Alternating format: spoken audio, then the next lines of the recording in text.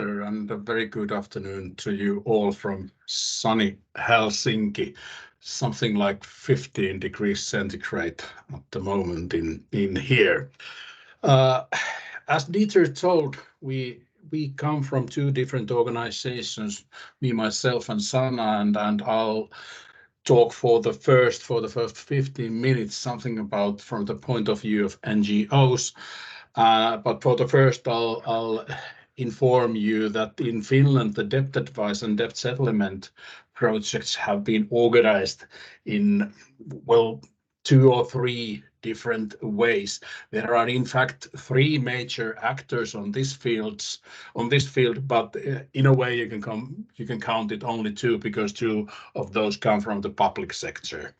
The general debt advice is the one that Sanna is talking to you about. It's organized by Ministry of Justice and it's run by its aerial legal aid authorities.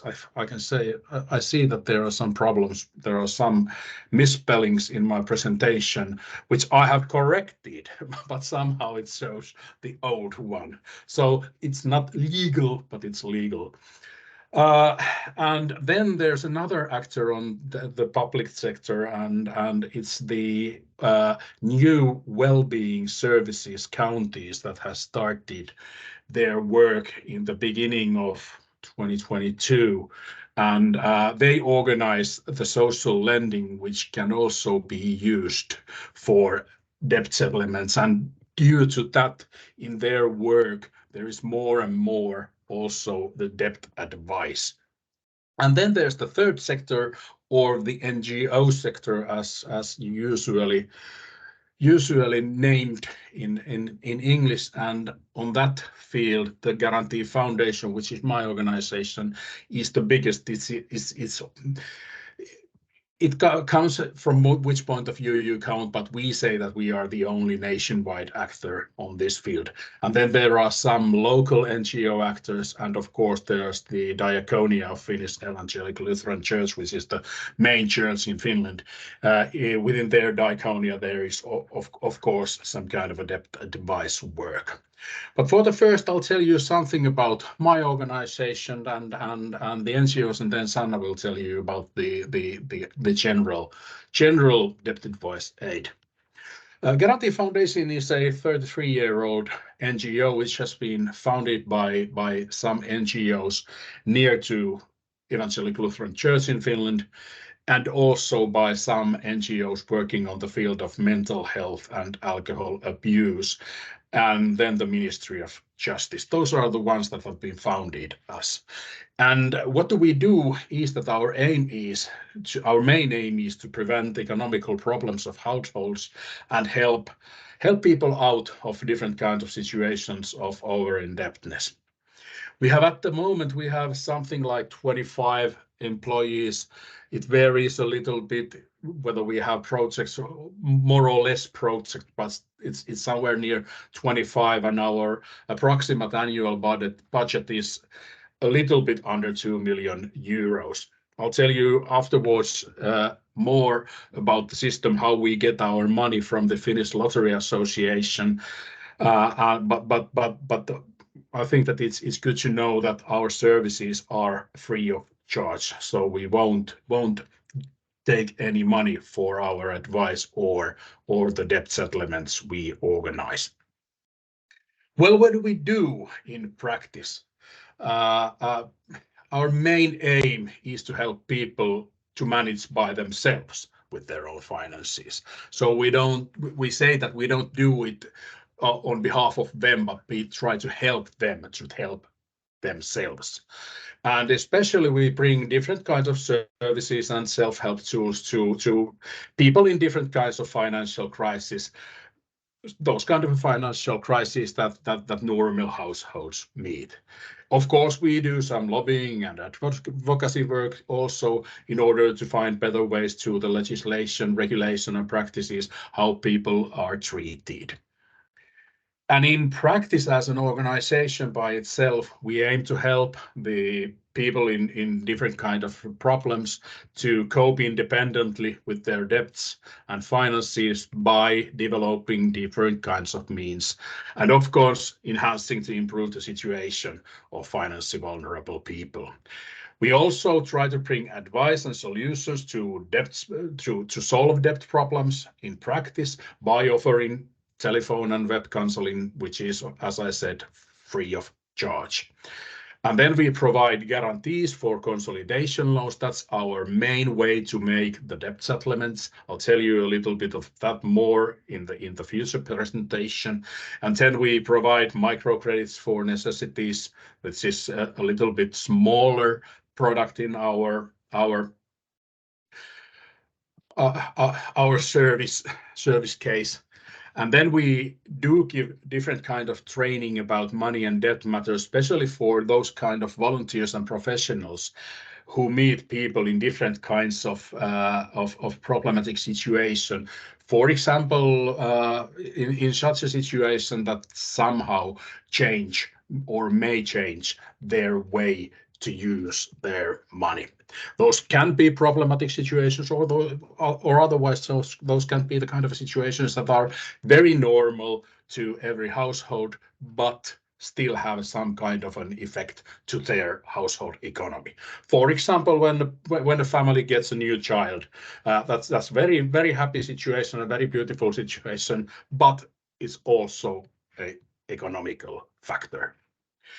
Then we try to promote different kind of financial practices and develop affordable financial services for Finland, and of course we try to raise a general awareness of financial well-being, budgeting, saving, consumption, credit marks, payment defaults, and poverty, etc., etc.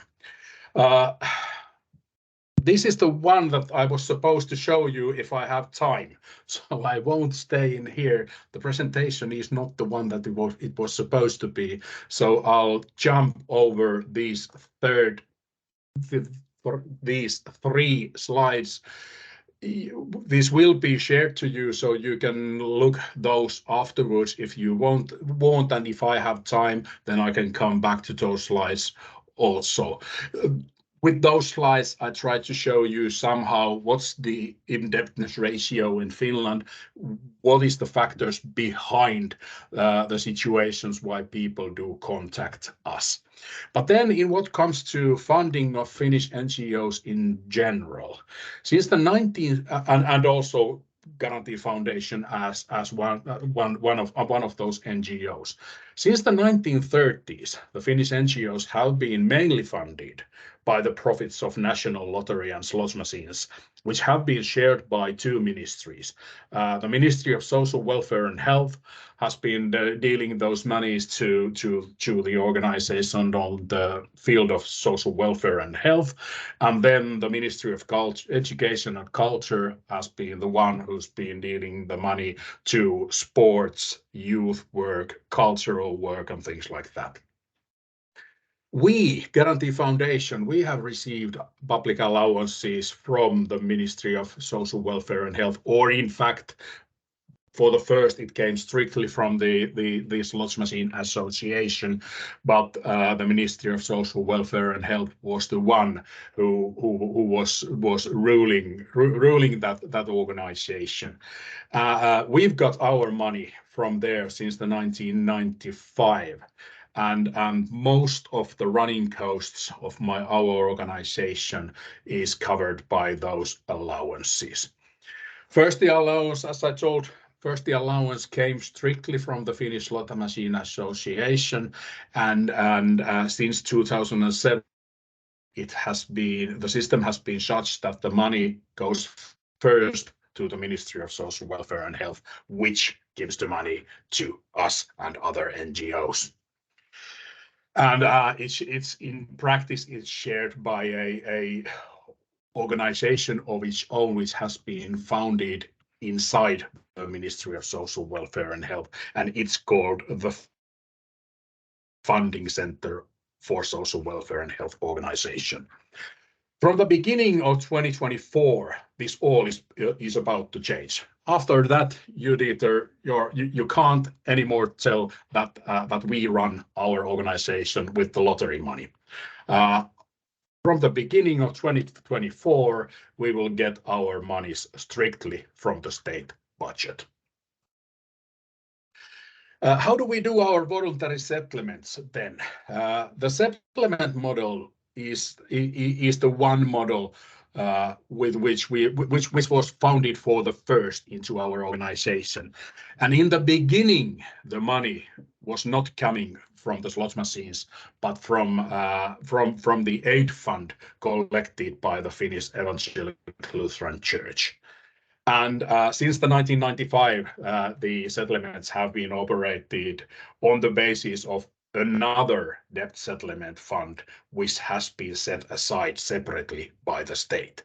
So the state has been funding also our running costs and the debt settlements by a different fund since the 1995. Also, this fund has been settled by the Funding Center for Social Welfare and Health Organizations. And at the moment, the funding comes from the Finnish Lottery Association fund. But since the beginning of 2024, it will come straight from the state budget. The funds are separated from other grants of our organization. The amount of the fund at the moment is 4,700,000 euros. And according to an agreement which we have made with Finnish banks, the guarantees we give for consolidation loans, they can be multiplied by 7. So it means that we can guarantee more or less for 32 million euros of debt settlements. And at the moment, we have something like 14 to 15 million euros worth of guarantees out from our organization. How the process does go. The process goes so that the customer first applies for a guarantee for this structured debt settlement loan from us. Then he or she goes to the bank of his own and asks whether he can combine all the problematic debts with one loan, which we do guarantee. Usually the person don't get the loan if he doesn't have a good provider of guarantee, and we are the one that give the guarantee with the money that has been set to that fund. And with that debt settlement loan, all the client's debts and bills are meant to be combined to form one new structured loan. And only some loans will continue to be paid aside, for example, mortgages or a car loan or a student loan. But all the rest must be settled at the same time. And then we do give for the person negative credit data, so she or he can't get any new loans until this debt settlement loan has been paid away. And then I'll tell you shortly some words about our debt advice, which is, as I told, is given by phone or chat counseling. And it's anonymous nationwide counseling for persons who are having trouble with their debts and payments, or to their family members or to people nearby them who are concerned about their situation.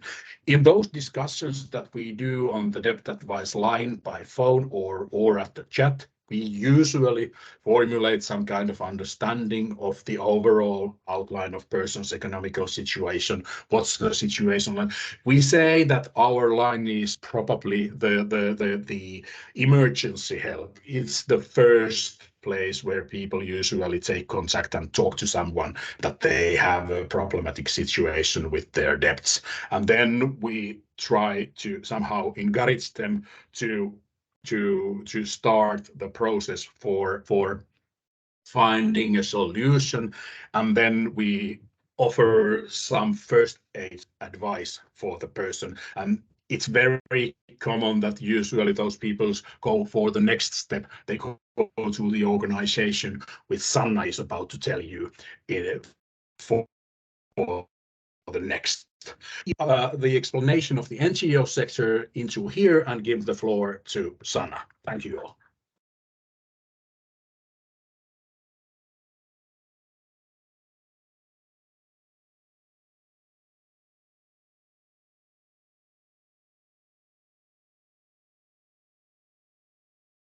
Thank you, Juha. Do you see me and my presentation? Do you hear me? Yes, all good, Sanna. Okay, thank you. Thanks, Juha, that you made the first presentation and make an overview about situation in Finland. I have to first say that I'm very pleased to be here telling you about our financial and debt organization and its funding. I think it's very good situation in Finland anyhow, and we have done a lot for that. The second reason is that I'm very honored to be here because when I was starting my job in Guarantee Foundation, one of my first jobs were to organize a seminar for ecdn delegates. It was in Hämeenlinna and in Finland. But let's go on because I have a quite lot of slides. And I have built this up so that you really don't have to hear all my speech, those slides working with themselves. And I put here, we have 3 different organization systems, and now we have the third one. And I think it would be good for you to hear what is the history of our first, also our first organization model. And almost everything started when the Debt Adjustment Act came into force in Finland on the 8th of February 1993. At that time, we have in Finland very deep economic depression, and we have employment rises a lot, and there was so many bankruptcies and so on that we really need debt adjustment. And at the same time, there was an initiative for a debt counseling act, but that did not materialize. The reason was that the municipalities did not want to have more task or cost at that time. But in the Debt Adjustment Act, on the other hand, places an obligation on provincial state offices to ensure that counseling will find in their area and guidance too. But actually they didn't have any money for doing that. At the time, a survey late 1994 showed that advice and assistance was available in more than 400 advisory units nationwide. There was own financial and debt offices. There were well-being offices. There were private sector. There were organizations, third sector, and so on.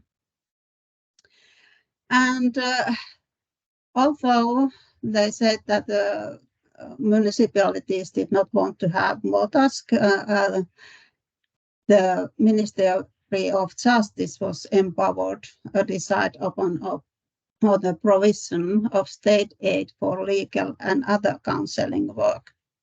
The Ministry of Justice paid a commission to the councillor for each debt adjustment application which they sent to the court. And at that time, the Guarantee Foundation raised funding for training councillors from the Ministry of Justice. But let's go on. Then we come to the 2000s. And in the first year, the Financial and Debt Counseling Act came into force on the 2000. At that time, there was only Debt Counseling Act, but at the processing in our parliament, they add the function of financial.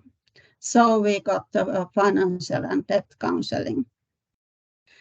In that organization style, the Consumer Agency, which now is Finnish Competition and Consumer Authority, was responsible for the general supervision, direction, and to organize the state financial compensation for financial and debt counseling.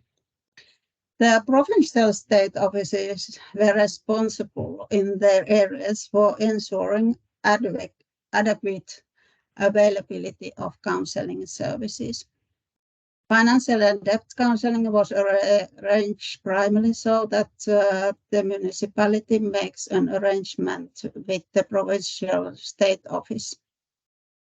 Usually councillors were officials of municipalities and sometimes experts of mental care association, law and bookkeeping firm, etc. And at that time, we had about 52, 56 counseling units, and in those made about 165 persons a year. And the parliament decide every year the state financial compensation, which vary a lot. Sometimes we got 4.7 million euros. Sometimes we got 5.5, even 6.5 million euros. And when it was its tightest, it's covered under 50% of the total costs. In this time, municipalities paid the rest, but their funding was voluntary for them.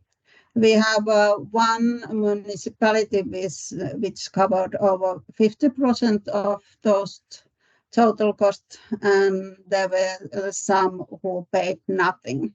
So it was very different. At that time, the total costs were about 8 million euros. And the personal cost, wages, etc., were about 80% of the total costs. And with this, we go to the year 2019. In 2019, a new act on financial and debt counseling entered into force, in which financial and debt counseling was transferred to the one-off services of legal aid offices. Counseling under the umbrella of one administrative branch, in this time the Ministry of Justice, enables, among other things, a more integrated service for the whole country, common electronic systems, and the use of several channels of communication, e-service, common phone line, etc. Now we have about 23 legal aid offices, which have about 160 branch offices in whole Finland. So we can see that every citizen is quite near from different kind of offices, and phone line is very good contact way. Last year, we were doing 193 pensioners, which are counselors, 152, and secretaries, 41. And the total cost was about 10.5 million euros. And in this time, all costs are covered from the state budget. So this is the growing up which have financial and debt counseling is done. And maybe that's organization continue few years. But then a little bit the task of financial and debt counseling, they are the same as they were from the beginning, from the 2000, and there are 5 tasks. First 2 is more financial counseling, and next 2 is for debt counseling, and the 5th are reminding that financial and debt counselors don't need to know everything. They have sometimes that idea, but that's not true. There. And there are some figures. We have on numbers of new customers has established annually about 15,000 persons, and last year there were 30,000 cases, and financial counseling, which we figure out own task, has given also 30 times. And here you can see which year group the customers usually belongs. So the 30-39 is the biggest group, age group.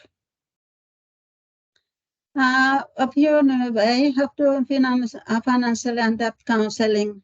We have a preventive financial counseling, where finance and debt counseling do together with enforcement, telling about those things.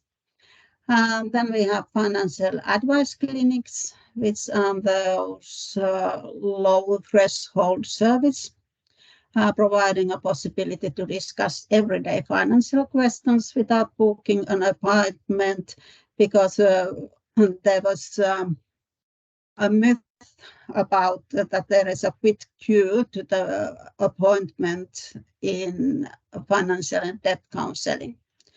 Social lending is something which Juha already told us, and then there is a housing advice, among others.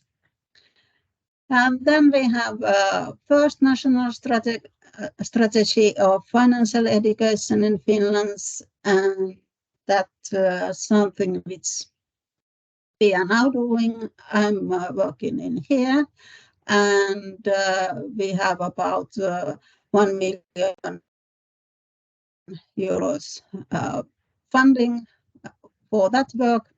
And here you can see our private individuals debt adjustments applications from the beginning, 1993 to this year. And so you can see the quite depressed, economically depressed time in the beginning. And there you have some links. 2 of them are in English, and the 3rd one is in Finnish, but in there is those figures. And then I have the last slide. I thank you a lot that I could come to here and tell you about, and with that picture of the financial advice clinic is from the Center of Wellbeing Services in Tampere. Thank you.